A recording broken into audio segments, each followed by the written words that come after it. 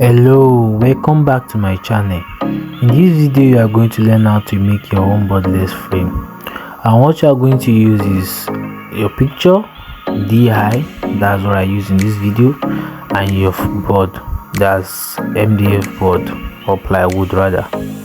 So the other thing you are going to make use of is your glue, and I make use of a stick because of this study. So follow me and watch carefully. So after trimming the excess paper, then I'm applying the glue on the board. And if you notice, I didn't cut all the excess paper because the weight of the paper or the breadth is not right.